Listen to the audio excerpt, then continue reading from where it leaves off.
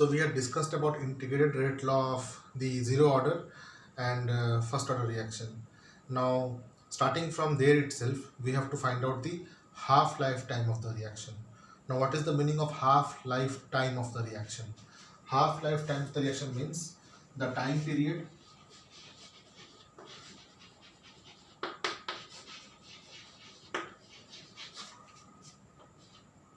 during which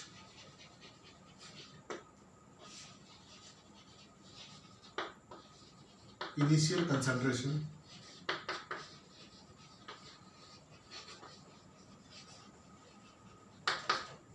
of any reactant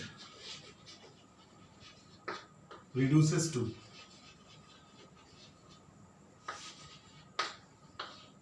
half of its initial concentration. Now, why would any reactant reduce to half of its uh, initial concentration or mass? Actually, this happens with nuclear reactions, not with the chemical reactions. In nuclear reaction, you know that in order to balance the number of neutron and protons, the alpha, beta and gamma rays keeps on coming out, and the nuclear active decay takes place.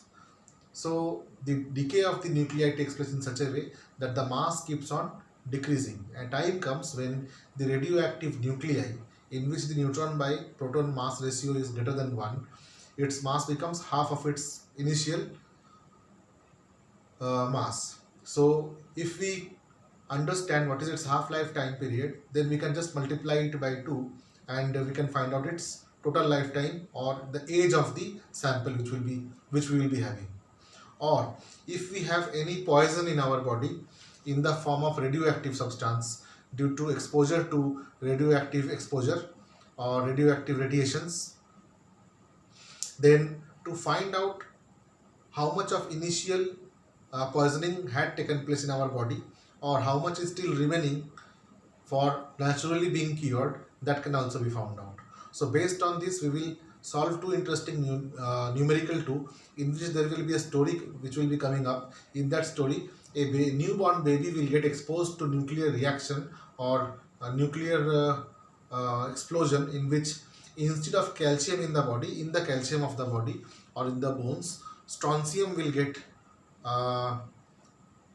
strontium will take its place, as a result of which some part of the bone will have some amount of strontium, and as the child will grow, the strontium will naturally become lesser and lesser, and we will require to find out how much strontium will be left in the bone by using this method.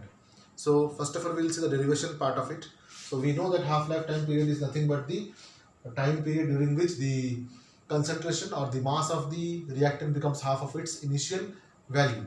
Now, the half-life time can be found out for zero order and first order. Now we know that for zero order reaction, K is equal to initial concentration by final concentration by change in time. This is change in time. So if it is T half, then K will be equal to A will become A0 by 2. So A will become A0 by 2 at half lifetime.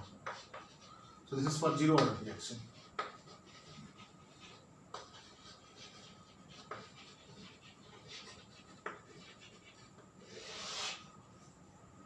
So either we can write this equation like this, where the K as reaction rate constant or disintegration constant, K will be equal to, this will become A by 2 itself, so A0 by 2 into T half, or half-life time equal to A0 by 2K. This is one expression. Another expression could be for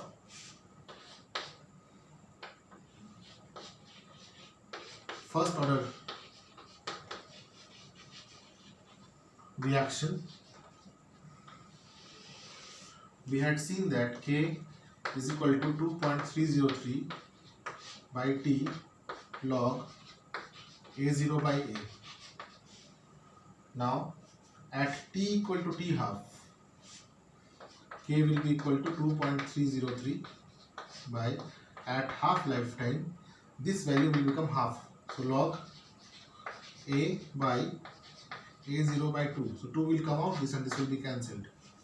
So this value will become now K is equal to 2.303 by T half into log 2.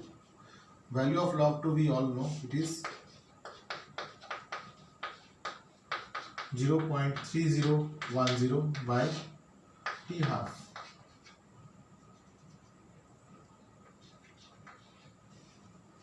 And this value comes out to be 0.693 by T half. Or we can write T half is equal to 0.693 by K. So in physics, when you will be studying about nuclear reactions, this K will be written in terms of lambda, where lambda, here K is called as rate constant and there lambda will be called as disintegration constant, because radioactive decay is disintegration of nuclei. So there are two numericals. What I will do is I will do it in the second set of the Blackboard work. Let me erase this because the video will become longer and then it will become difficult for uploading it basically. So I need to compress it and then upload it, so it will take some time. So I'll erase it and after that I will put the numericals which I was talking about, that will be linked with this teaching itself. So there are three things which is taught. First thing is definition of half-lifetime.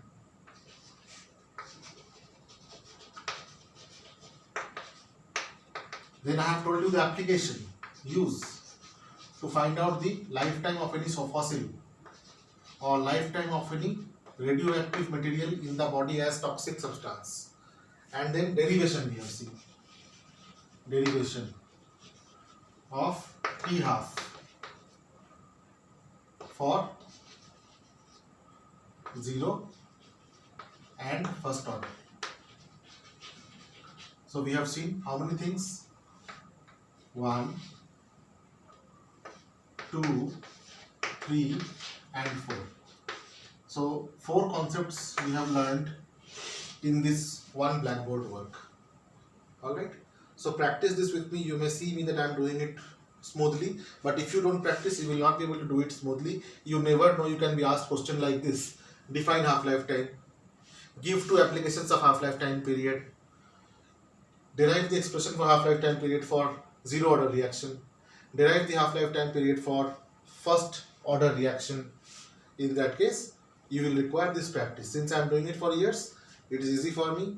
For those who will be doing it at the 11th hour, just before the exam, you may mix up one thing with the other. So better you do small work with small nuggets which I am sending you. Alright. So this small work every day will count to be a big work one day. See, in the classroom when we teach and we wipe off the board, there is no record of that. But in the YouTube, when you see that the classes are put up, see day by day how many slides are put up, because nothing is lost here. So anything which is measured, it becomes quantified, and that we can assess. So good thing is that our teachings are getting recorded and it's getting assessed. Similarly, you are also sending your responses to me by email, and I am responding to that as many as I can, and I will be doing that for 100% of all the students. So good that you are responding to all the questions which I am sending, but make sure that you don't copy the answers of the questions which I send you. Try to do your own brain racking, make use of your own brain, and then do it. Just by doing it from somewhere and mailing it will not help you in long run. Alright? Thank you.